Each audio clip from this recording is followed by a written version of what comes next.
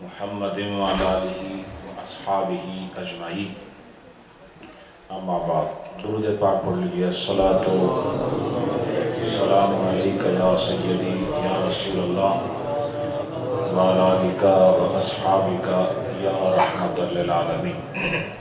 بآواز بلند الصلاۃ والسلام علیک یا سیدی یا رسول اللہ وعلی آلک واصحابک یا رحمۃ للعالمین۔ حضرات، ہماری ہر مجلس جمعرات کی الحمدللہ میلاد مصطفیٰ کے عنوان سے قائم ہو رہی ہے، اور اس کی برکت یہ ہے کہ اس کی وجہ سے میلاد کی برکتیں بھی اور رحمتیں اور ثواب بھی مل جاتا ہے، اور مسائل دینیہ کو سیکھنے کا الگ سے ثواب ملتا ہے۔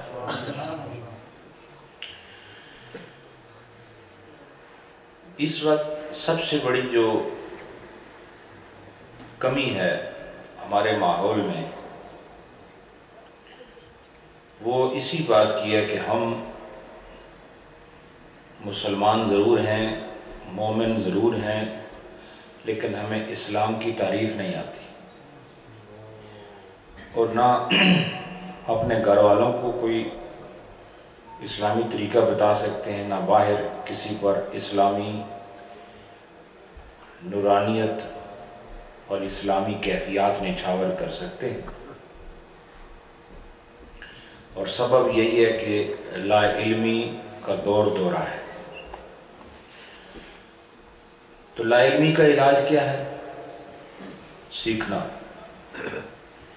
دیکھو، ہر چیز کا کوئی نہ کوئی علاج ہے، اور نہ جاننے کا علاج جان لینا یہ بہت آسان بات ہے۔ اور جب نہ جانو تو پھر کدھر جاؤ؟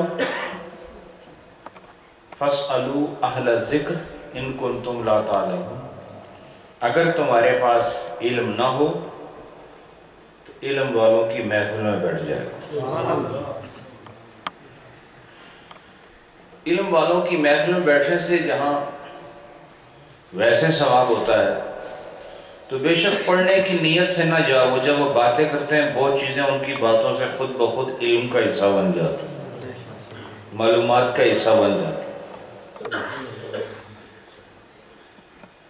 تو یہ آج کی محفل بھی سیکھنے سکھانے کے حوالے سے ہی ایک تسلسل کا حصہ ہے، کوئی نئی محفل نہیں ہے، ایک تسلسل جو جاری ہے، اس تسلسل کی ایک کڑی ہے۔ حضور نبی پاک صلی اللہ علیہ وآلہ وسلم کی ولادت اس کائنات کے نقشے کو بدلنے کے لیے ہوئی، اور آپ کی ولادت نے اس دنیا کے ماحول کو بدل ڈالا، اور آپ تشریف لائے، آپ کی آمد نے انسانیت کو معراج کا معنی سکھایا، اور آپ تشریف لائے تو حقیقتوں کے چہرے سے پردے اٹھے، اور آپ کی آمد ہوئی تو جہالت کی جگہ علم نے حاصل کر لی۔ آپ کا وجود مسعود اس کا دنیا میں جب ورود ہوا، بے ضمیروں کو ضمیر مل گئے، اور پتھر دل موم ہو گئے، جاہل بڑے بڑے عالم ہو گئے، بگڑے ہوئے سنور گئے، اور کافر مومن ہو گئے۔ اور پھر اس آمد کی رحمت صرف 20-30 سال پر محیط نہیں تھی، بلکہ آپ دنیا میں ایک مرتبہ آئے ہیں، اور آپ کے آنے کی رحمت آج بھی قائم ہے، اور صبح محشر تک قائم رہے گی، اور آپ کی اصل رحمتوں کا جلوہ سرے محشر دیکھا جائے گا کہ آپ کیا ہیں۔ نبی پاک صلی اللہ علیہ وآلہ وسلم کو سمجھنا اس وقت بہت مشکل ہے۔ ابھی جو ہم تعریفیں کرتے ہیں وہ صرف روایات کو دیکھ کے کرتے ہیں، روایات کو سن کے کرتے ہیں، لیکن آپ کا مرتبہ اور آپ کا مقام کیا ہے یہ حشر کے میدان میں فیصلہ ہوگا، اور دنیا خود دیکھے گی کہ نبی دو عالم صلی اللہ علیہ وآلہ وسلم کو اللہ نے کیسا مرتبہ عطا فرمایا ہے۔ پوری بزم محشر میں کوئی نبی پاک کا ہم پلہ نہیں ہو سکتا۔ دنیا کے اس وسیع و عریض میدان میں لاکھوں کروڑوں انسان آئے ہیں، چلے گئے ہیں، آئیں گے اور چلے جائیں گے، اور حشر کے میدان میں پہلا انسان جسے آدم علیہ السلام کہتے ہیں، ان سے لے کے آخری انسان تک یہ ساری ایک میدان میں اکٹھے ہو جائیں گے۔ اتنے بڑے میدان میں اتنی بڑی مخلوق جب اکٹھی ہوگی، ان میں سے جسے سب سے منفرد، ممتاز اور جداگانہ حیثیت سے دیکھا جائے گا، وہ محشر کی بزم میں جناب محمد الرسول اللہ، کیونکہ اس دن کوئی کلام نہیں کرے گا، اس دن کوئی بولے گا نہیں، اس دن لبوں کو جنبش دینا ممکن نہ ہوگی، اور اس دن ہر انسان لرزہ بر اندام ہوگا، ہر روح کانپ رہی ہوگی، ہر تن لرز رہا ہوگا، لیکن اس عالم محشر میں بھی جس کے ہوش سلامت ہوں گے وہ میرا اور آپ کا رسول ہوگا۔ اور حشر کی بزم میں جس کا دل دماغ روشن اور جس کی فکر بلند، اور جو بارگاہ رب العالمین میں محبوب بھی اور مقبول بھی، وہ قطعاً ایسے نہیں ہوں گے جیسے باقی حشر والے ہوں گے۔ تو پتہ چلا کہ نبی پاک کی شان کا پتہ تب چلے گا جب اولین و آخرین ایک میدان میں جمع ہو جائیں گے، اور اس وقت بارگاہ خدا میں جو سب سے پہلے کلام کریں گے، زبان کھولیں گے، تو ساری کائنات سمجھ جائے گی کہ ہم سب انسان ایک طرف، محمد مصطفیٰ ایک طرف۔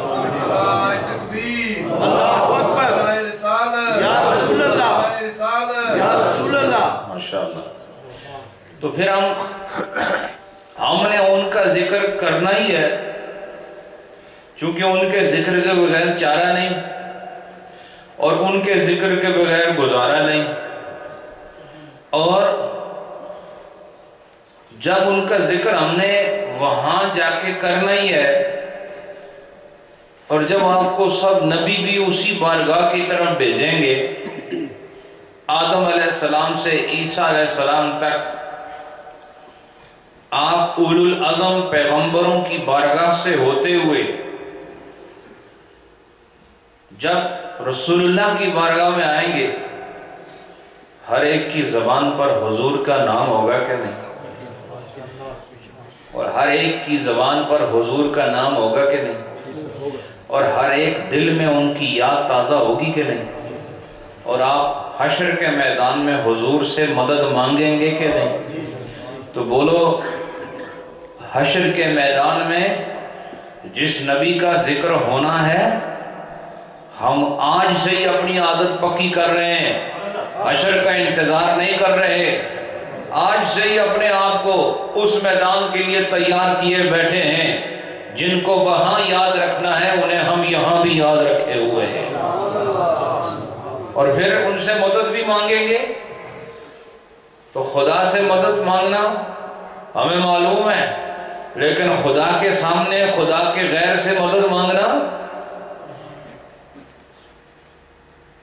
آج اس زمین پر سب کہتے ہیں نا غیر اللہ سے مانگنا منع ہے، تو حشر کے میدان میں تو اس کے بعد تو فیصلہ ہوگا، تو وہاں پر نبی سے کیوں مانگتے ہو؟ اللہ کے سامنے، اللہ کی بارگاہ میں، اللہ بھی وہیں اور اللہ دیکھ رہے بندے اکٹھے ہو گئے، تو اس وقت چاہیے یہی نا کہ بندے خدا سے کہیں اللہ ہماری مدد فرمائیے۔ اس وقت تو بات وہ نہیں ہوگی نا جو آج ہے، اس وقت تو عالم محشر ہوگا اور انسان شرک کا سوچ بھی نہیں سکتا، کفر کا سوچ بھی نہیں سکتا۔ جو ساری عمر کافر رہے وہ بھی کفر سے بھاگیں گے، جو ساری زندگی مشرک رہے اس دن وہ بھی شرک سے بھاگیں گے، جو ساری عمر شیطان رہے اس دن وہ بھی شیطنت سے بھاگیں گے۔ تو خدا کی بارگاہ میں کون کافر بننا چاہتا ہے؟ لیکن سرے محشر بزم آخرت میں بھی اگر ساری دنیا مل کر محمد سے مدد مانگتی ہے تو پتہ چلا کہ یہ شرک نہیں ہے، یہ وہ طریقہ ہے جو خدا نے خود قائم فرمایا، اللہ نے قائم فرمایا۔ تو اس سے کیا ثابت ہونا ہے؟ مدد تو خدا ہی کرتا ہے، لیکن اس حشر کی بزم میں رسول اللہ کے پاس سب جائیں گے اور کہیں گے کہ ہماری شفاعت کریں، اور پھر حضور کیا کریں گے؟ حضور سجدے میں گر جائیں گے۔ کیا حضور یہ کہیں گے میں اللہ تو نہیں ہوں جو مجھ سے مدد مانگتے ہیں، میں تو اللہ کا غیر ہوں؟ کوئی غیر اللہ کسے کہتے ہیں؟ جو اللہ نہ ہو۔ بھائی جو بھی اللہ نہیں ہے وہ غیر اللہ ہے۔ تو حضور یہ تو نہیں کہیں گے، حضور نے یہ تو کہا ہے کہ ساری کائنات میرے پاس جمع ہوگی، سب میرے قدموں میں آئیں گے، حتیٰ کہ جتنے نبی ہیں وہ بھی میرے جھنڈے کے نیچے ہوں۔ اب بولو اب کسی اور کی بات کی ضرورت ہے؟ اس دن نبیوں کو بھی اگر کوئی جھنڈا نظر آئے گا تو وہ محمدی جھنڈا ہوگا۔ تو نبی بھی جس جھنڈے کے نیچے کھڑے ہو کے فخر محسوس کریں گے، اور میری اور تیری وہاں کیا حیثیت ہے۔ پتہ چلا میلاد مصطفیٰ تو یہ بہت ہی کم ذکر ہے، حضور کا ذکر کی اتنی زیادہ عادت بناؤ تاکہ حشر میں یہ نغمہ یاد آ جائے، اور آپ قبر میں بھی کہیں ہمارے لیے کوئی نئی بات نہیں ذکر مصطفیٰ، اور حشر میں بھی کہیں ہمارے لیے کوئی نئی بات نہیں ذکر مصطفیٰ۔ ہم ادھر تھے تب بھی انہی کا ذکر تھا، ادھر ہیں تو تب بھی انہی کا ذکر ہے۔ اللہ آپ سب کو خوش رکھے۔ میں ایک دو باتیں درس کے آخر میں کروں گا، ابھی چند مسائل ہیں جو ہم تسلسل سے چل رہے ہیں۔ یہ صلاۃ جنازہ، اس کے حوالے سے جو اس کے مبادیات ہیں، جو چیزیں پہلے مذکور ہو رہی ہیں ان کے مسائل پر گفتگو جاری ہے، اور ہم آج میت کے غسل کے حوالے سے آخری درس دے رہے ہیں، اور غالباً اس سے پہلے میں 3 یا 4 درس اس عنوان پر دے چکا ہوں، اور اب یہ آخری اس حوالے سے اس کو سماعت فرما لیں۔ وَيُغْسِلُ الرِّجَالُ الرِّجَالَ وَالنِّسَاءُ النِّسَاءَ، کہا کہ مرد مردوں کو غسل دیں گے اور عورتیں عورتوں کو غسل دیں گی۔ وَلَا يُغْسِلُ أَحَدُهُمَ الْآخَرَ، اور کہا ان میں سے مرد عورتوں کو غسل نہیں دے سکتا اور عورتیں مرد کو غسل نہیں دے سکتی۔ یہ ایک آپ کو بہت سارے غسل کے مسائل کے بعد کچھ اور مسائل ہیں جو اس سے جڑے ہیں وہ بتا رہے ہیں۔ میت کو اگر وہ مرد ہے تو کون غسل دے گا؟ اور اگر میتہ عورت ہے تو اسے کون غسل دے گا؟ اور ان میں سے ایک جنس دوسری جنس کو غسل نہیں دے سکتی۔ فَإِن كَانَتِ الْمَيِّتُ صَغِيرًا لَا يَشْتَهِي، اور اگر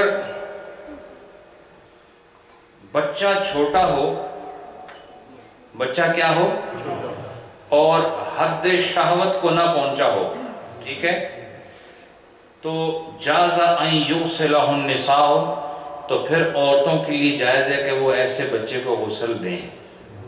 سمجھ آئی؟ اب چھوٹا بچہ ہے تو وہ بھی مرد ہی ہے نا، لیکن وہ اگر حد اشتہا، ٹھیک ہے، جو صاحبان فہم اس بات کو سمجھتے ہیں اور جن کو سمجھنا ہے وہ بعد میں مجھ سے پوچھ لیں، جو حد شہوت کو نہ پہنچے ہوئے ہوں ایسے چھوٹے بچے اگر فوت ہو جائیں تو اس کے مرد ہونے کے باوجود اس کو عورتیں غسل دے سکتی ہیں۔ اور اگر وہ حد شہوت کو پہنچ جائے بے شک وہ بالغ نہ ہو، سمجھائی کہ نہیں؟ تو اس کو پھر عورتیں غسل نہیں دے سکتی۔ وَقَضَا إِذَا كَانَتْ صَغِيرٌ لَا تَشْتَهِي جَازَ لِلرِّجَالِ غَسْلُهَا، اور اسی طرح کہتے ہیں کہ اگر مرنے والی جو بچی ہے اگر وہ چھوٹی ہے، لا تشتہی، اور وہ چھوٹی بچی حد شہوت کو نہیں پہنچی ہے، تو اس کو مرد بھی غسل دے سکتے ہیں، یعنی دونوں بتا دیے، چھوٹی بچی کو مرد غسل دے سکتے ہیں اور چھوٹے بچے کو عورتیں بھی غسل دے سکتی ہیں۔ اس کا مطلب یہ نہیں ہے کہ چھوٹے بچوں کو عورتیں غسل دیں، مطلب یہ اس کو بھی مرد ہی دیں گے، لیکن اگر ایسی سچویشن ہو جائے کہ وہاں مرد نہ ہو اور چھوٹا بچہ ہو اور وہ حد شہوت کو نہ پہنچاؤ، تو پھر اس کو عورتیں بھی ضرورت کے تحت غسل دے سکتی ہیں۔ اور اسی طرح بچی ہے، بہت چھوٹی بچی ہے، وہ حد شہوت کو نہیں پہنچی، تو پھر اس کو مرد بھی بولو غسل دے سکتے ہیں۔ وَيَجُوزُ لِلْمَرْأَةِ أَن تُغْسِلَ زَوْجَهَا إِذَا لَمْ يَحْدِثْ بَعْدَ مَوْتِهِ مَا يُوجِبُ الْبَيْنُونَةَ مِنْ تَقْبِيلِ ابْنِ زَوْجِهَا أَوْ أَبِيهِ، کہتے ہیں کہ البتہ عورت اپنے مرد کو غسل دے سکتی ہے۔ عورت، اب یہ دیکھو یہ ایکسیپشنل کیس ہے، ٹھیک ہے، عام کیس نہیں ہے، بلکہ یہ ایکسیپشنل کیس ہے، اسپیشل کیس ہے۔ ایک بیوی اپنے خاوند کو غسل دے سکتی ہے، مگر اس شرط پر کہ جب وہ فوت ہوا تو یہ بیوی ہر اعتبار سے اس کے نکاح میں موجود تھی۔ مثال کے طور پر اس نے کوئی شرک نہیں کر دیا ہو، سمجھ آئی کہ نہیں، عورت یا مرد میں سے، کیونکہ جو آدمی شرک کر دے یا کفر کہہ دے تو اس کا نکاح ختم ہو جاتا ہے۔ یعنی جب وہ فوت ہوا، میں جو یہاں پر الفاظ لکھے ہیں اس کا ترجمہ نہیں کر رہا، میں صرف ایک جنرل آپ کو معنی دے رہا ہوں، چونکہ ان الفاظ کے ترجمے کی اس مجلس میں ضرورت نہیں ہے، ٹھیک ہے۔ اور بھی کئی طریقے ہوتے ہیں جس کی وجہ سے ایک عورت مرد پر حرام ہو جاتی ہے، کئی طریقے ہوتے ہیں، کئی ایسے مسائل ہیں جس سے وہ مرد نے عورت کو طلاق نہیں دی ہوتی، لیکن وہ کچھ ایسے افعال ہیں جس کی وجہ سے، جس میں سے ایک مثال میں نے دی کہ مثال کے طور پر اگر عورت سے کفر سرزد ہو گیا تو تب بھی نکاح ختم ہو جاتا ہے۔ اور بھی ایسے مسائل ہیں کہ جس میں عورت کی چند حرکات کی وجہ سے عورت جو ہے مرد پر حرام ہو جاتی ہے، تو اگر ایسے کوئی کام نہ ہوا ہو اور عورت اس مرد کے نکاح میں رہی ہو اس کی موت تک، تو پھر یہ عورت اپنے خاوند کو غسل دے سکتی ہے۔ اچھا، اس کے بعد فرمایا وَأَمَّا هُوَ فَلَا يُغْسِلُهَا، اور کہا اگر یہ تو ہے نا عورت کی بات، لیکن مرد کسی صورت میں اپنی عورت کو غسل نہیں دے سکتا۔ میں نے اس لیے اس کو ایکسیپشنل کیس بتایا کہ عورت اپنے مرد کو غسل دے سکتی ہے اگر ان کا نکاح ہر اعتبار سے قائم رہا، اور اس کے علاوہ اور بھی ہے، ہو سکتا ہے کہ وہ موت کے بعد بھی اگر عورت نے کوئی ایسا کام کر لیا جس سے نکاح ختم ہو جاتا ہے تب بھی عورت غسل نہیں دے سکتی۔ مثلا وہ آدمی مرا تھا، مرنے تک اس نے کوئی کفریہ بات نہیں کی تھی، لیکن جیسے مر گیا مرنے کے بعد اس نے کوئی کفریہ کلام کیا یا کوئی اور جو باتیں ہیں جس سے نکاح ختم ہوتا ہے ان کا وہ باتیں سرزد ہوئیں، تو اب بھی یہ عورت غسل نہیں دے سکتی۔ لیکن مرد کے لیے کیا ہے کہ وہ کسی صورت میں اپنی زوجہ کو غسل نہیں دے سکتا۔ یہ حنفیوں کا مسلک ہے۔ کس کا ہے؟ ہاں، حنفیوں کو، عندنا یہ کہتے ہیں، عندنا مطلب ہم احناف کے نزدیک۔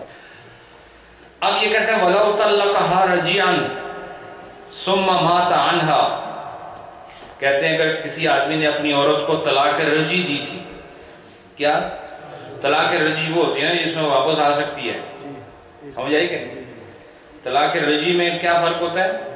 یہ اس میں مرد عورت کے ساتھ رجوع کر سکتا ہے، یعنی واپس اس کے گھر میں آ سکتا ہے، ٹھیک ہے؟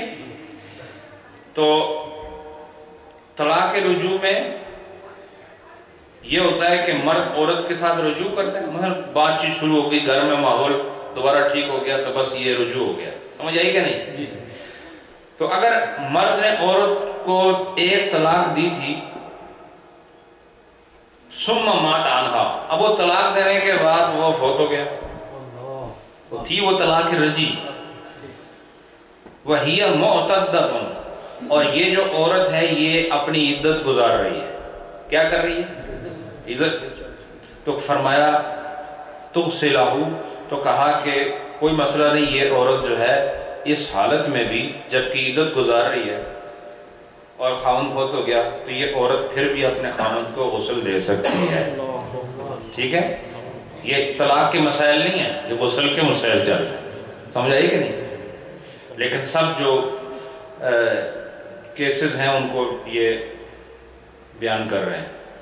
فَإِن مَاتَ فِي آخِرِ عِدَّتِهَا قَبْلَ الْانْقِضَاءِ ثُمَّ انْتَقَضَتْ بَعْدَ الْوَفَاةِ وَمَرَتْ أَنْ تُغْسَلَهُ، فرمایا کہ اگر وہ عدت گزار رہی تھی اور عدت کے بالکل آخری دن تھا یا بالکل آخری لمحات تھے، اور ان آخری لمحات کے اندر وہ آدمی فوت ہو گیا قبل الانقضاء، اور عدت ابھی ختم نہیں ہوئی تھی لیکن عدت کے آخری دن تھے، اور آخری دن میں وہ مر گیا، لیکن یہ جو مرا ہے نا اس عورت کی عدت کا تھوڑا بہت ٹائم ابھی باقی تھا لیکن وہ مر گیا، اور مرنے کے بعد پھر جیسے یہ مرا ادھر اس کا ٹائم بھی پورا ہو گیا عدت کا، سمجھ آئی کہ نہیں؟ مرا کس دور میں ہے؟ عورت کے عدت کے آخری ایام میں، اور جیسے ہی وہ مرا اس مرنے کے بعد فوراً عدت بھی پوری ہو گئی، تو وفات کے بعد للمرأة ان تغسلہ، تو کہا اس عورت کے لیے جائز ہے کہ وہ پھر بھی اس کو غسل دے سکتی ہے، سمجھ آئی کہ نہیں؟ بات سمجھے گے؟ اس کے بعد فرمایا وَالْيَهُودِيَّةُ وَالنَّصْرَانِيَّةُ كَالْمُسْلِمَةِ فِي غُسْلِ زَوْجِهَا لَكِنَّهُ أَقْوَى، کہتے ہیں یہودی عورت اور نصرانی عورت اگر ان کا خامند مسلمان ہو، بات سمجھے کہ نہیں؟ چونکہ یہ مسئلہ آپ کو معلوم ہے کہ مسلمان مرد نصرانی عورت اور یہودی عورت کے ساتھ نکاح کر سکتا ہے، ٹھیک ہے نا؟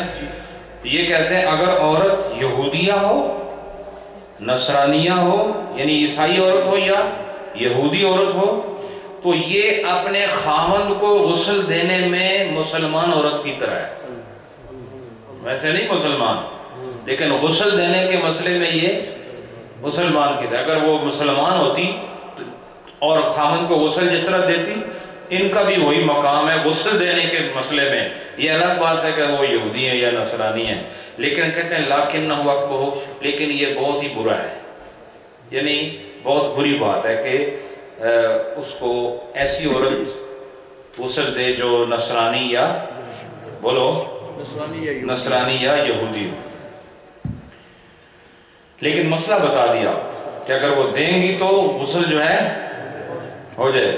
اذا کان للمرأة محرم یمممها بالید، اچھا ایسا بھی ہو سکتا ہے کہ ایک عورت فوت ہوئی اور وہاں کوئی اور عورت نہیں ہے جو اس کو غسل دے، ہو سکتا ہے؟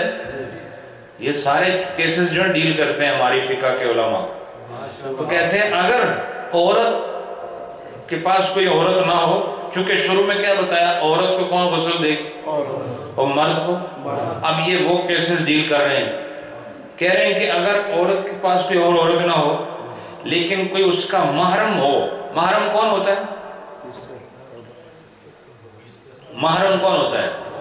محرم وہ ہوتا ہے جس کے ساتھ ہر حال میں نکاح جائز نہ ہو، ہر حال میں کہنا ضروری ہے، کیونکہ بعض حالتیں ایسی ہوتی ہیں کہ کسی آدمی سے نکاح جائز نہیں ہوتا لیکن کسی دوسری حالت میں جائز ہو جاتا ہے.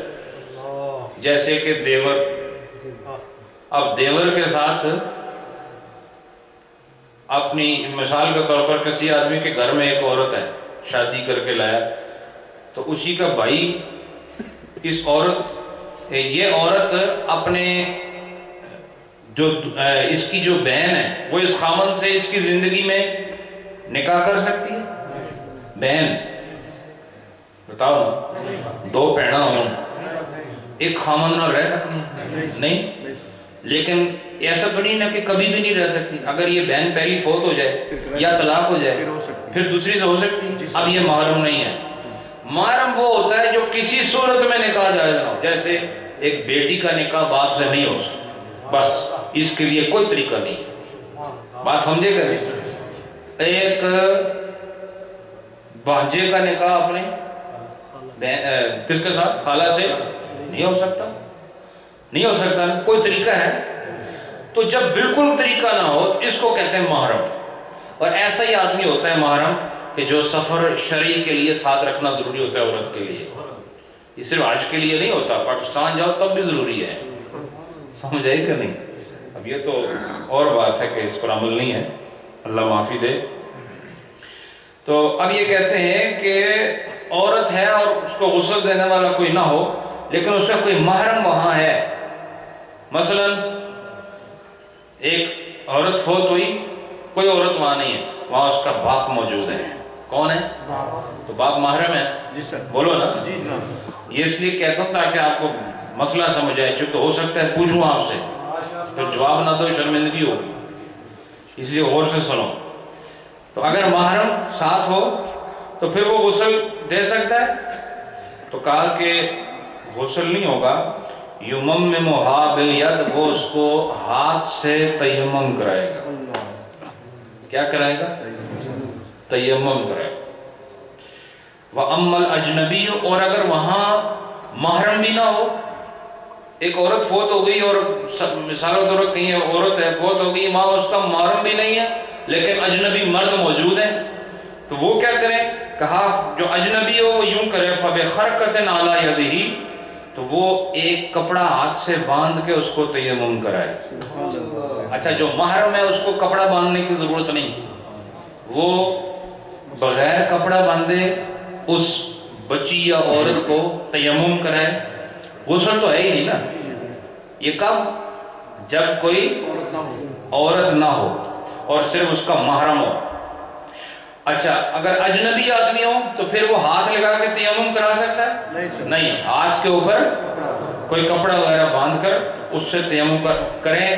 لیکن محرم کے لیے ایک شرط اور بھی ہے, وہ یغض بصرہ عن ذراعیہا, اور اس کے لیے ضروری ہے کیونکہ تیمم میں چہرے پہ ہاتھ پھیرا جاتا ہے نا, اور دوسرا کلائیوں پہ ہاتھ پھیرا جاتا ہے. تیمم میں بھائی اتنا ہی ہے, یہ کلائیاں جو ہے نا یہ تیمم میں استعمال ہوتی ہیں. تو کہا وہ جو اجنبی آدمی ہے نا, جب وہ کپڑے سے کپڑا ہاتھ پہ لپیٹ کے جب وہ تیمم کرائے گا تو اس کی آنکھیں بند ہونی چاہیے تاکہ وہ ان کلائیوں کو نہ دیکھ سکے. دیکھو یہ ہے پردے کا مقام. سمجھ آئی کہ نہیں؟ تو یہ ہے پردے کا مقام. ایک اجنبی آدمی ایک مری ہوئی عورت کی یعنی کلائیوں کو نہیں دیکھ سکتا اور چھو بھی نہیں سکتا, اس لیے اس کو حکم ہے کہ وہ ہاتھ پر کوئی کپڑا باندھے, اور آنکھ سے بچانے کے لیے کہا آنکھیں بند کر لے تاکہ آنکھ جو ہے وہ اس کی کلائیوں پر نظر نہ کھل سکے. یہ ہے طریقہ. الرجل فی امرأتہ الا فی غض البصر, اور کہا اگر اس کا اپنا خاوند موجود ہے اس عورت کا, تو پیچھے مسئلہ بتا دیا نا آپ کو کہ مرد عورت کو غسل نہیں دے سکتا, لیکن اس مجمع میں اس عورت کا محرم کوئی نہیں, اجنبی بھی ہوں لیکن اس کا اپنا مرد موجود ہو, تو مرد بھی اس کو تیمم کرائے گا. کیا کرائے گا؟ لیکن فرق اتنا ہوگا کہ اس کو آنکھ بند کرنے کی ضرورت نہیں. اب مرد اپنا ہو تو وہ بھی کیا کرائے گا؟ تیمم ہی کرائے گا, لیکن اور تیمم کے ساتھ ساتھ وہ ہاتھوں پر کپڑا بھی باندھے گا, لیکن اسے صرف کس چیز کی ضرورت نہیں؟ آنکھ بند کرنے کی ضرورت نہیں. اچھا, ولا فرق بین الشابۃ والعجوز، اور اس مسئلے میں جوان اور بوڑھی عورت برابر ہیں، یعنی کہ جوان کے لیے مسئلہ اور ہے اور بوڑھی عورت کے لیے مسئلہ اور ہے، چاہے وہ بوڑھی ہو یا جوان ہو، مسئلہ جو آپ کو بتایا ہے تیمم کا ایسے ہی کرایا جائے گا۔ یہ نہیں کہ یہ زیادہ عمر کی ہیں تو آنکھیں کھول سکتا ہوں یا مجھے کپڑا باندھنے کی ضرورت نہیں ہے، نہیں، وہ بوڑھی ہو یا جوان ہو مسئلہ وہی ہوگا۔ اس کے بعد فرمایا وَلَوْ مَاتَ الرَّجُلُ بَيْنَ النِّسَاءِ، اگر ایک مرد عورتوں کے درمیان مر جاتا ہے، کوئی اور مرد نہیں وہاں پر ہے نا مسئلہ،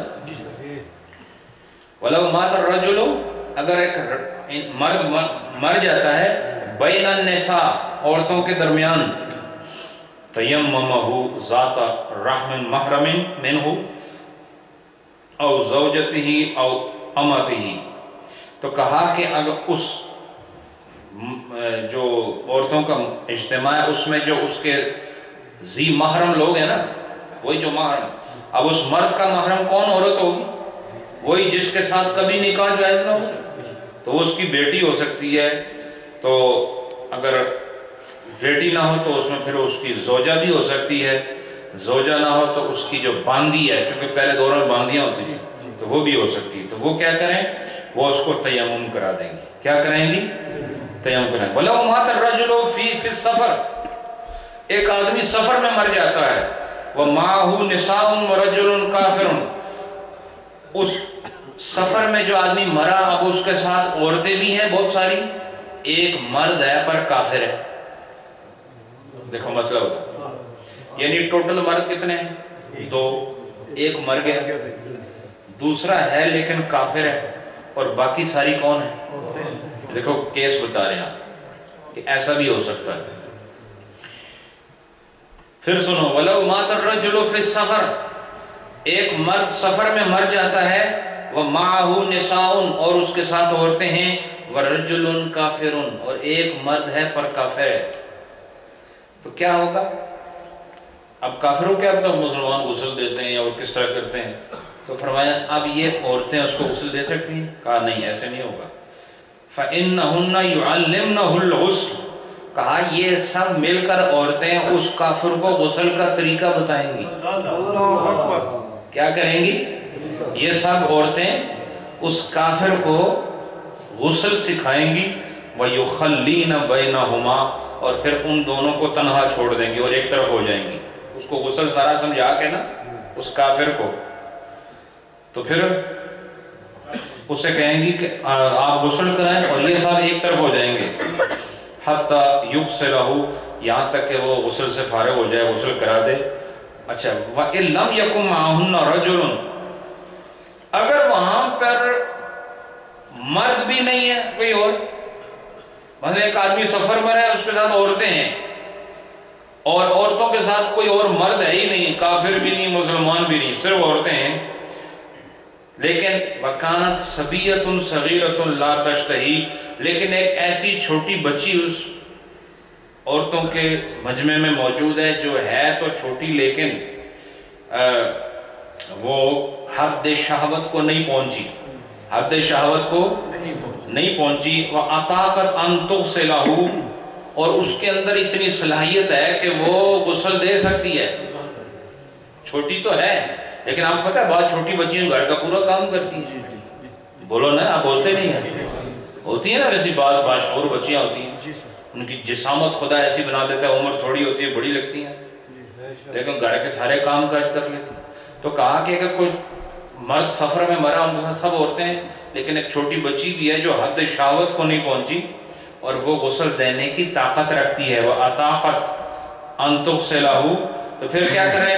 علمناها الغسل، تو وہ عورتیں اس چھوٹی بچی کو غسل کا طریقہ سکھائیں، کیا کریں؟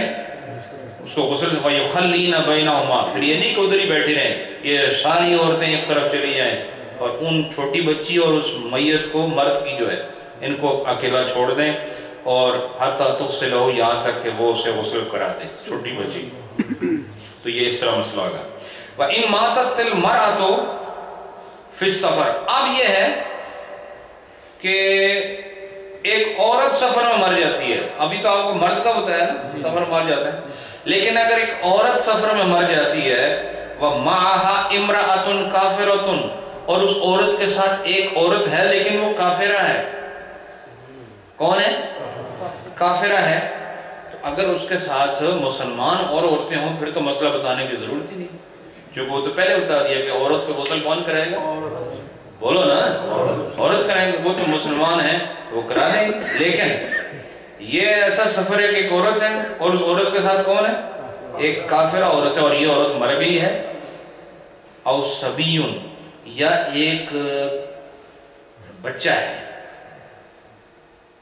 بالغ نہیں ہے لیکن قریب البلوغ ہے، لم یبلغ حد الشہوہ اور وہ جو بچہ ہے وہ حد شہوت کو نہیں پہنچا، انہو یفعل بہا کما ذکرنا فی حق الرجال، تو کہا تو پھر ایسے ہی جیسے ہم نے مردوں کے مسئلے میں آپ کو مسئلہ بتایا نا، بالکل وہی مسئلہ یہاں پر بھی ہوگا، اور وہ کیا ہوگا کہ وہ بچہ جو ہے اگر حد شہوت کو نہیں پہنچا، حد شہوت کو نہیں پہنچا تو وہ جو بچہ ہے اس عورت کو غسل کرائے گا، حالانکہ دیکھو یہ تو اپوزٹ سیکس ہے نا، اپوزٹ جنس ہے نا، لیکن کیونکہ وہ بچہ چھوٹا ہے اور اس کو غسل کرانے کی طاقت بھی ہے اور اس کو سکھا دیں گی جن کو غسل آتا ہے، تو وہ کیا کریں گے، بے شک یہ ایک عورت کا جنازہ ہے اور عورت کی باڈی ہے، لیکن چھوٹا بچہ جو حد شہوت کو نہیں پہنچا وہ اس عورت کو بامر مجبوری غسل کرا دے گا۔ اس کے بعد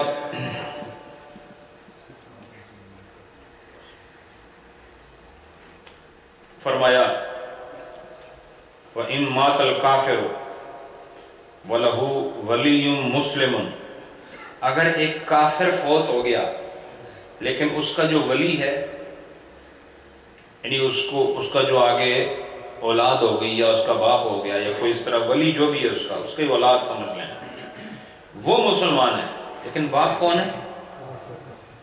وَإِن مَاتَ الْكَافِرُ، ایک کافر مر گیا، وَلَهُ وَلِيٌّ مُسْلِمٌ، لیکن اس کا جو ولی ہے وہ مسلمان ہے، ٹھیک ہے، اس کی دیکھ بھال کرنے والا، اس کا ذمہ دار اس کا بیٹا ہو گیا، وہ مسلمان ہے، تو کیا کرے پھر وہ يُغْسِلُهُ وَيُكَفِّنَهُ وَيُدَفِّنَهُ، تو کہا کہ وہ ہے تو کافر ہے لیکن اس کو غسل بھی کرا دے اور اس کو کفن بھی پہنا دے، وَلَكِنْ يُغْسِلُ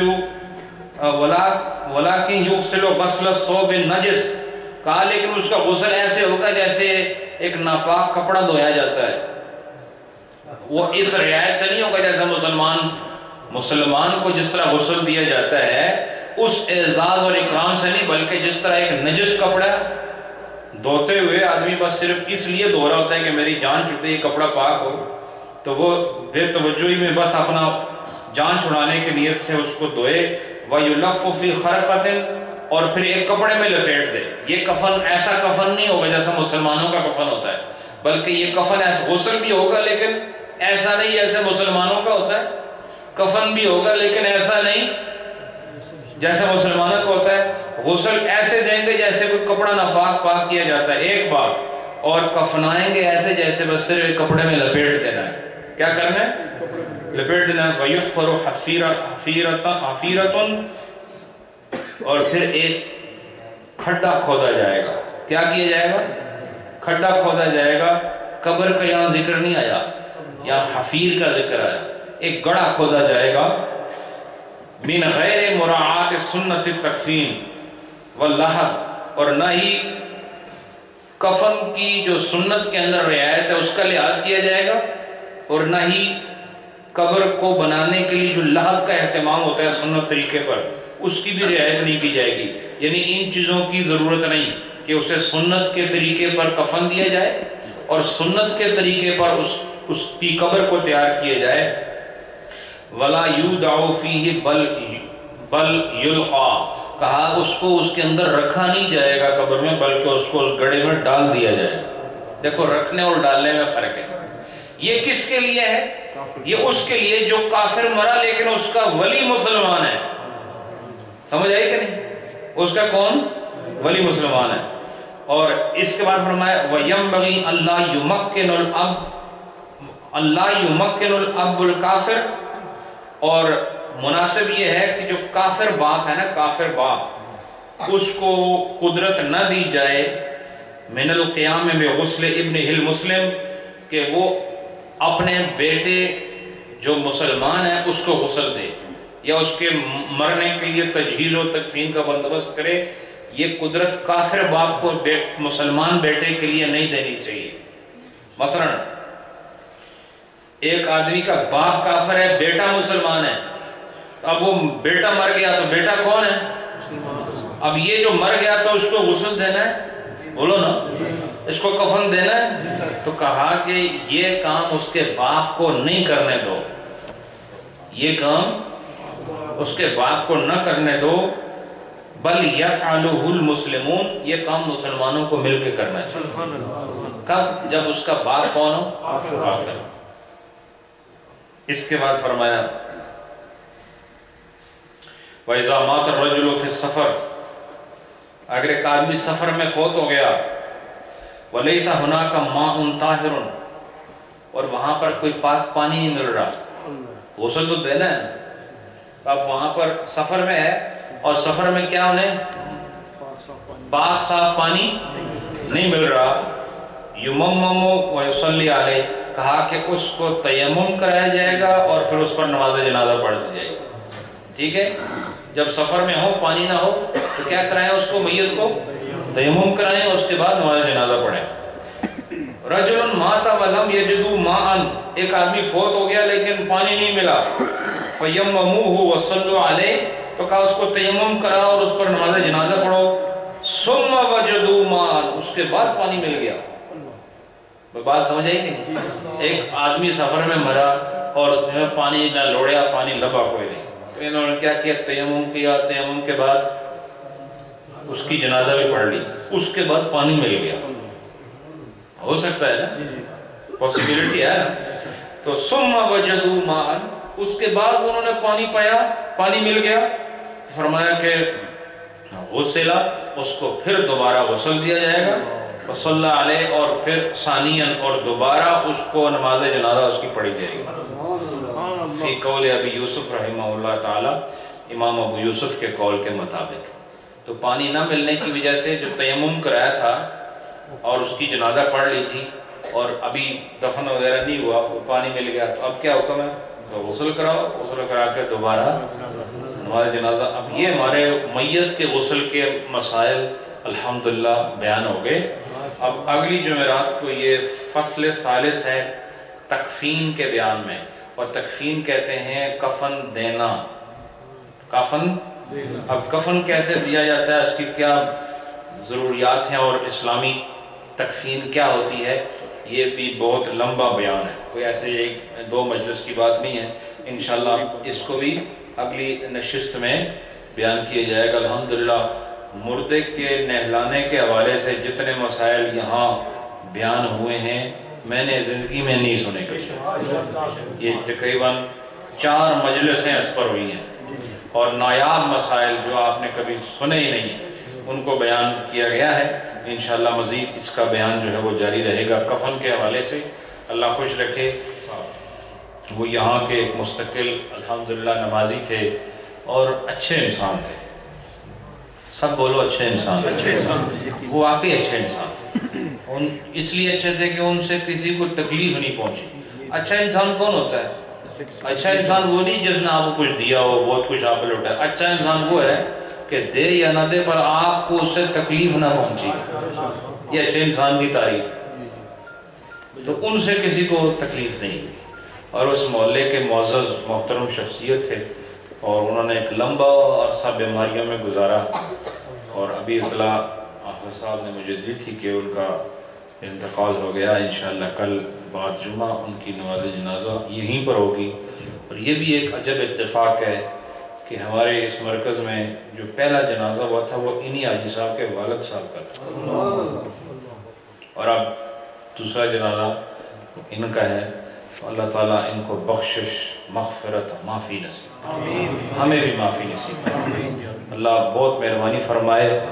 اور آج کا جو ختم ہے محترم اسرار صاحب، ابرار صاحب بڑے تعاون کرنے والے ساتھی ہیں، یہ بھی اس مرکز کے ساتھ ان کی بڑی خدمات ہیں، وفاداریاں ہیں۔ میں دعا کرتا ہوں اللہ ان کے کاروبار میں اور بھی ترقی عطا فرمائے۔ ان کی جانب سے آج کے لنگر کا اہتمام ہے، تو انشاءاللہ آخر میں دعا ہوگی۔ تمام احباب ختم خواجگان کی طرف بڑھتے ہوئے بآواز بلند کلمات ختم شریف ادا کریں۔ بسم اللہ الرحمن الرحیم، بسم اللہ الرحمن الرحیم، اللہم صلی علی سیدنا و مولانا محمد وعلی آل سیدنا و مولانا محمد وبارک وسلم۔ اللہم صلی علی سیدنا و مولانا محمد وعلی آل سیدنا و مولانا محمد وبارک وسلم۔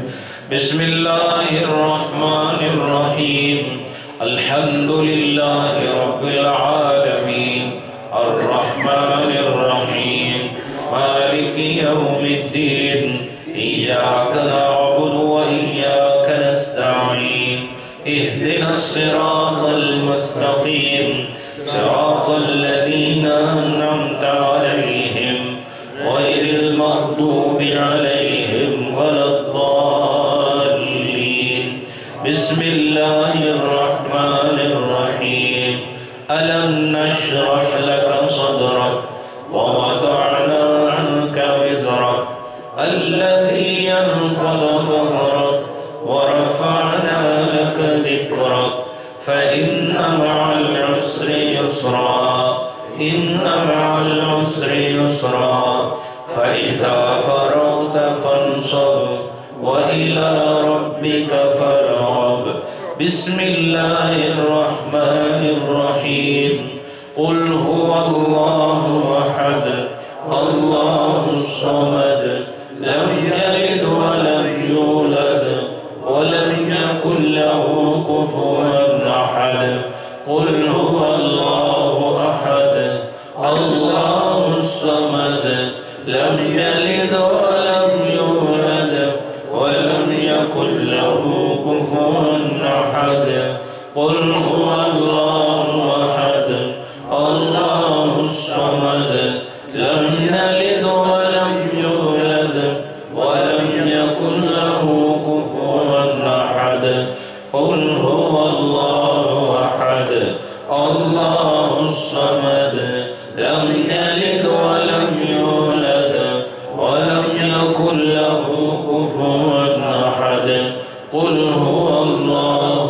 احد اللہ الصمد لم یلد ولم یولد ولم یکن له کفوا احد، قل هو اللہ احد اللہ الصمد لم یلد ولم یولد ولم یکن له کفوا احد، قل هو اللہ احد اللہ الصمد لم یلد ولم یولد ولم یکن له کفوا احد، قل هو اللہ احد اللہ الصمد لم یلد ولم یولد ولم یکن له کفوا احد، قل هو اللہ احد اللہ الصمد لم یلد ولم یولد ولم یکن له کفوا احد، قل هو اللہ احد اللہ الصمد لم یلد ولم یولد ولم یکن له کفوا احد، قل هو اللہ احد اللہ الصمد لم یلد ولم یولد ولم یکن له کفوا احد۔ بسم اللہ الرحمن الرحیم، اللہم یا قاضی الحاجات، یا قاضی الحاجات، یا قاضی الحاجات، یا قاضی الحاجات۔ بسم اللہ الرحمن الرحیم، اللہم یا کافی المہمات، یا کافی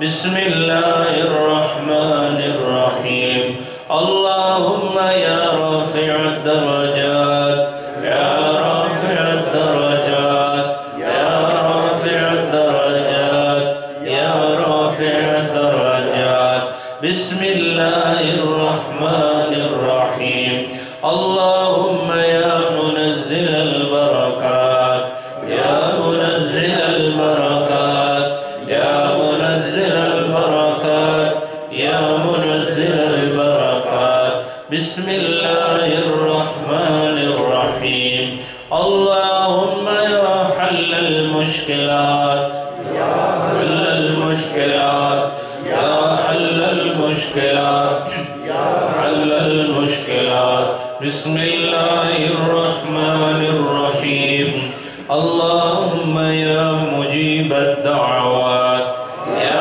مجيب الدعوات يا مجيب الدعوات يا مجيب الدعوات بسم الله الرحمن الرحيم اللهم يا دافع البليات يا دافع البليات يا دافع البليات يا دافع البليات بسم الله الرحمن الرحيم اللهم يا شافي الأمراض يا شافي الأمراض يا شافي الأمراض يا شافي الأمراض بسم الله الرحمن الرحيم اللهم يا مسبب الأسباب يا مسبب الأسباب يا مسبب الأسباب يا مسبب الأسباب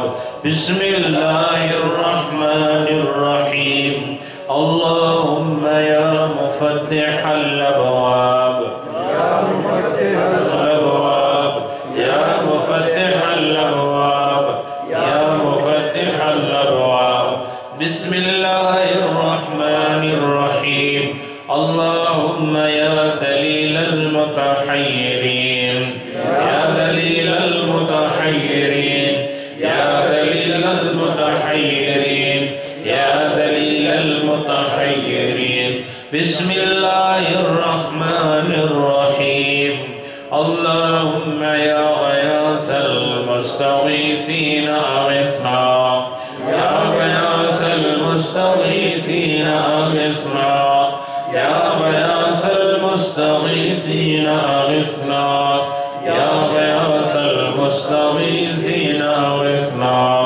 بسم الله الرحمن الرحيم اللهم يا أرحم الراحمين يا أرحم الراحمين يا أرحم الراحمين يا أرحم الراحمين بسم الله الرحمن الرحيم اللهم آمين آمين آمين آمين بسم الله الرحمن الرحيم اللهم صل على سيدنا ومولانا محمد وعلى آل سيدنا ومولانا محمد وبارك وسلم اللهم صل على سيدنا ومولانا محمد وعلى آل سيدنا ومولانا محمد وبارك وسلم وصل عليه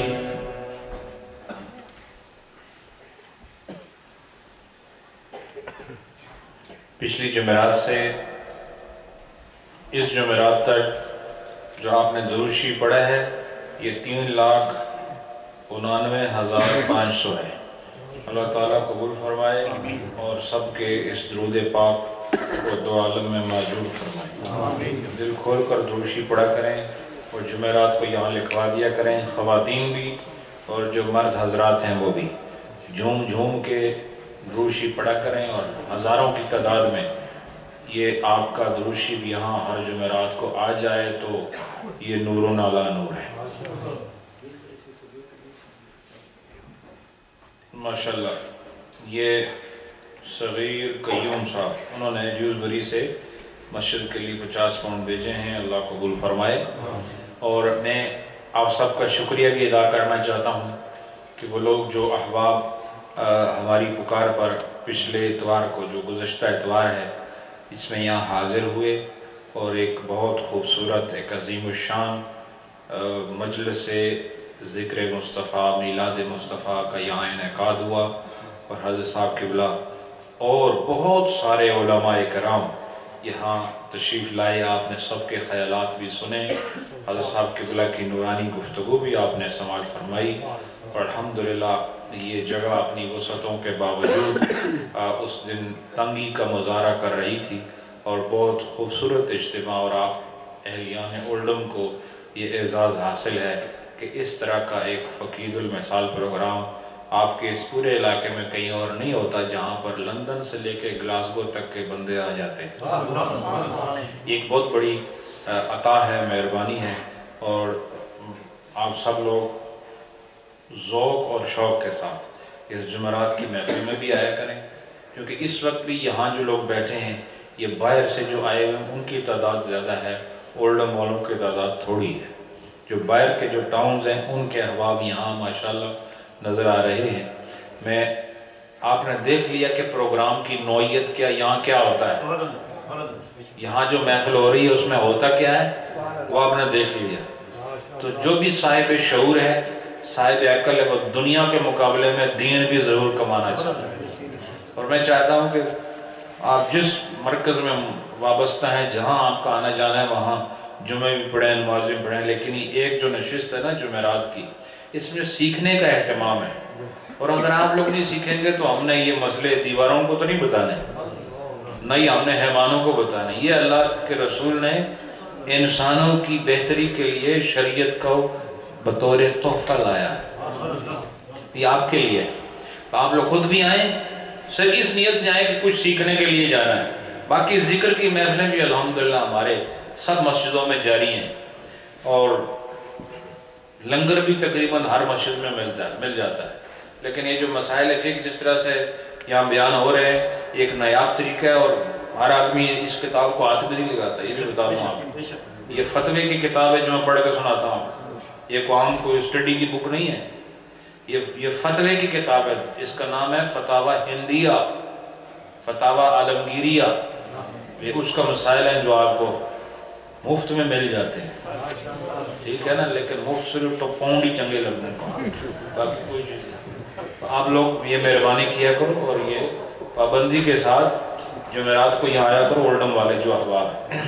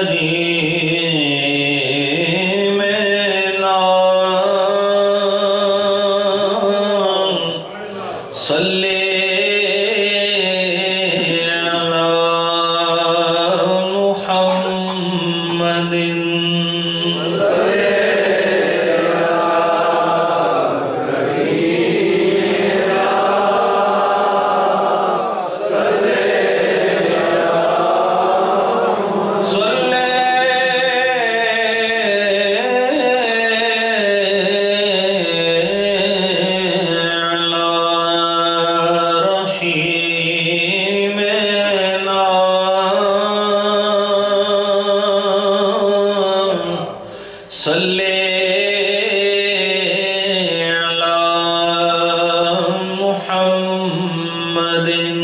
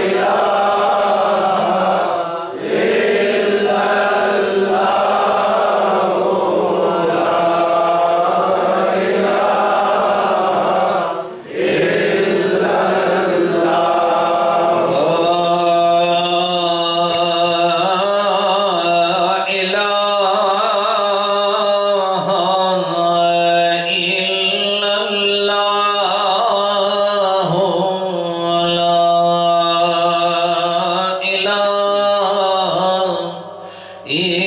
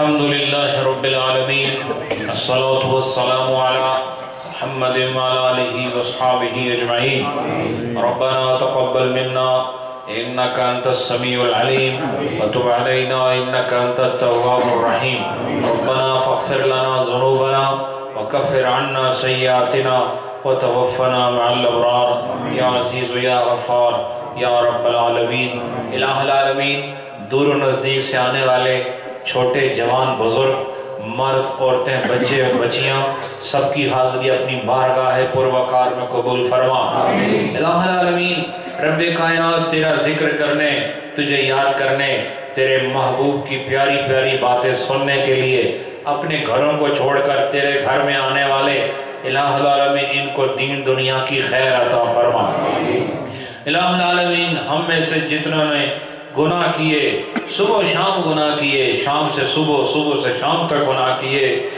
دل دماغ روح نے زبان نے سماعتوں نے اور ہماری قوت بصارت نے قوت کلام نے قوت سماعت نے قوت رفتار و گفتار نے قوت لامحسا نے الہ العالمین احساس کی جتنی قوتیں تو نے دی ہیں ان سب سے ہم نے گناہ کیے اپنے پاک نبی کے صدقے ہمیں پاک فرما دے اور ہم نے اپنے جانوں پر جتنے ظلم کیے ہیں نبی لولاک شاہ لولاک اور نبی دو عالم صلی اللہ علیہ وسلم کے صدقے ہمیں تمام گناہ صغیرہ کبیرہ ظاہر پوشیدہ سب کی معافی عطا فرما رب کائنات جتنے ہوا بیٹھے ان کے دل میں جو جائز مرادیں ہیں اور جو لوگ دور سے رابطہ کرتے ہیں جو لوگ پریشان ہیں یا اللہ پریشانیاں دور فرما جو مصیبتوں میں یا اللہ مصیبتیں دور فرما جو مشکلات میں یا اللہ مشکلات آسان فرما جو بے روزگار ہیں انہیں حلال روزی عطا فرما روزگار والوں کی روزی میں اور برکتیں عطا فرما جو لا اولاد ہیں انہیں اولاد کی دولت عطا فرما جن گھروں میں سکون نہیں یا اللہ وہاں سکون عطا فرما جہاں اتحاد نہیں وہاں اتحاد عطا فرما جہاں بدمزگی ہے وہاں سکون عطا فرما الہ العالمین نفرت کی جگہ محبت عطا فرما افتراق کی جگہ اتحاد عطا فرما حسد کی جگہ قبولیت عطا فرما الہ العالمین ہم سب کو اپنی بارگاہ میں اطاعت اور شریعت و طریقت کے انوار سے منور زندگی عطا فرما اور دل اور جان کو شریعت کی تابعداری عطا فرما اور نفس جو جسم پر حاوی ہو چکا ہے اور شیطان جو سر سے قدم تک قابض ہو چکا ہے اے اللہ نفس اور شیطان کے قبضے سے ہماری روح اور جسم کو آزاد فرما اور ہمیں اتباع شریعت اور اتباع طریقت عطا فرما فرض کو ادا کرنے کی توفیق عطا فرما واجب کو ادا کرنے کی توفیق عطا فرما ہر حرام سے بچنے کی توفیق عطا فرما ہر مکروہ تحریمی سے بچنے کا جذبہ عطا فرما اے اللہ جو جائز ہے اس کی طرف رغبت عطا فرما جو ناجائز ہے اس سے نفرت عطا فرما آنے والوں کی تمام مرادیں پوری فرما دے مائیں بہنیں بچیاں جو آئی ہیں سب کا آنا قبول فرما ان سب کی جائز حاجتوں کو پورا فرما جسمانی روحانی بیماریاں دور فرما الہ العالمین جو مریض ہیں انہیں صحت عطا فرما جو مریض ہیں انہیں صحت عطا فرما اور ایک درخواست آئی ہے کسی اسماعیل صاحب کی کوئی والدہ ہے بیمار ہیں اور کینسر بتائے یا اللہ اپنے مہربانی سے اور اپنی شان شفا سے انہیں صحت عطا فرما اور جو بھی لوگ اس موذی مرض میں مبتلا ہیں یا شافی الامراض انہیں تو صحت ارزانی فرما اور جو لوگ مصیبتوں میں جکڑے ہوئے ہیں مصیبتوں میں الجھے ہوئے ہیں اور کلفت و صحبت کے دامن میں گرے ہوئے ہیں ان سب کو الہ العالمین سکون قلب و جسم عطا فرما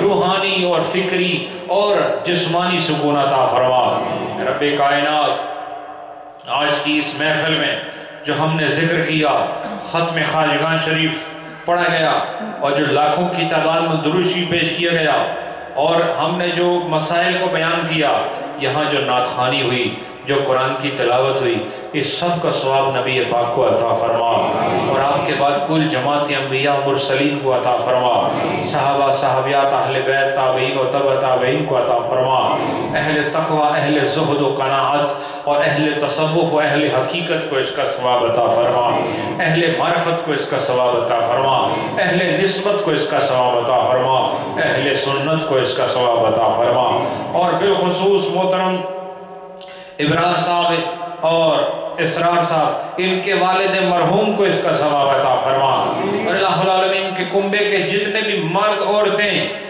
جوان بزرگ اس خاندان کے دنیا سے چلے گئے، ان سب کو اس محفل کا ثواب عطا فرما، اور انہوں نے یہ ختم پاک کا اہتمام کیا، ان کے گھر میں بے شمار برکتیں نازل فرما، ان کے کاروبار میں اور ترقی عطا فرما، ہر طرح کی نظر بد سے انہیں محفوظ فرما، اور اس پورے خاندان پر اپنی رحمتوں کی برسات فرما، اور اس محفل کا ثواب محترم حاجی صاحب، حاجی نذیر صاحب جو اس مسجد کے نمازی الہ العالمین جو فوت ہو گئے، رب کائنات انہیں اس کا ثواب عطا فرما اور انہیں بخشش مغفرت عطا فرما، اور ممتاز قادری کے لیے دعا کریں، الہ العالمین جس شان سے وہ دنیا سے گئے، الہ العالمین اس محفل کا سارا ثواب انہیں عطا فرما، برزخ کی منزلوں میں اور ترقیاں عطا فرما، اے شہادت کے صدقے ہمارے گناہ معاف فرما دے، اور ان کی شہادت کے صدقے مسلمانوں کو اور بالخصوص اہل سنت کو اتحاد و اتفاق عطا فرما، اور الہ العالمین مسلمانوں کو یکجا یکمشت اور یک جان و یک جسم فرما دے، اور مسلمانوں کو غیرت واحدہ عطا فرما، انہیں ملت واحدہ بنا دے، اور پوری عالم اسلام کو ایک ہونے کی توفیق عطا فرما۔ رب العالمین اس محفل کا ثواب یہاں جتنے لوگ آئے ہیں ان سب کو اور ان کے رشتہ داروں کو عطا فرما، سب کو بخشش مغفرت عطا فرما، ہمارے اس جامعہ موحد اسلام صدیقیہ کی کل منتظمین کی جماعت کو یا اللہ اس محفل کا ثواب عطا فرما، اور لنگر کے فرائض پر مامور جتنے افراد ہیں ان کی خدمات بے شمار خدمات ہیں یا اللہ، یہ انتھک محنت کے نتیجے میں یہ سارا نظام چل رہا ہے، خلوص کے نتیجے میں یہ نظام چل رہا ہے، اور فی سبیل اللہ تیرے اس گھر کی خدمت کرنے والے اس پوری جماعت کو دو عالم میں سرخرو فرما، اور ان سب کے گھروں میں خیر اور برکت نازل فرما، اور اس لنگر کی مد میں تعاون کرنے والے، مسجد کا نظام چلانے میں مدد کرنے والے سب کے تعاون کو دو عالم میں موجود فرما، اور سب کی نیک حاجات کو قبول فرما۔ حاجی امجد شکور صاحب ہمارے معاونین میں ایک بڑا نام ہے، ان کی جو خالہ فوت ہوئی الہ العالمین ان کو بھی اس محفل کا ثواب عطا فرما، اور انہیں بخشش و مغفرت عطا فرما۔ ربنا تقبل منا انك انت السميع العليم وتب علينا انك انت التواب الرحيم برحمتك يا ارحم الراحمين۔ ایک اعلان سماعت فرما لیں، بیٹھیں، تشریف رکھیں۔ ہمارا جس طرح ماشاءاللہ ایک بڑا کامیاب ترین پروگرام آپ لوگوں کی مدد سے پچھلے اتوار کو گزرا ہے، حضرت صاحب تشریف لائے، ماشاءاللہ ایک بڑا اجتماع آپ نے اپنی آنکھوں سے دیکھا، یہ سالانہ پروگرام تھا میلاشی کا جو ہم حضرت صاحب کی آمد پر ہی کرتے ہیں۔ ابھی ایک سالانہ پروگرام خواتین کا باقی ہے جو ہفتے کے روز یعنی پرسوں 5 تاریخ کو یہاں اس مرکز میں انعقاد پذیر ہو رہا ہے، تو آپ سے گزارش ہے کہ ہماری جو مائیں ہیں، بہنیں اور ہماری عزت مآب بیٹیاں ہیں ان کو یہاں بھیجیں اور اس پروگرام میں شریک کریں، تاکہ میلاد مصطفیٰ کا جو حق جس طرح مرد ادا کر رہے ہیں اسی جذبے سے عورتیں بھی ادا کریں، اور ایک خوبصورت ماحول میں یہاں ان کے لیے مکمل انتظام و انصرام پردے کا موجود ہے، یہاں بیٹھ کر وہ ذکر خدا اور ذکر مصطفیٰ میں مصروف ہوں گی، اور ان کے لیے لنگر کا بھی بہت خوبصورت اہتمام کیا جا رہا ہے جو ہمارے محترم حاجی محمود صاحب کی طرف سے ہے۔ اللہ آپ سب کو بے شمار برکتیں عطا فرمائے۔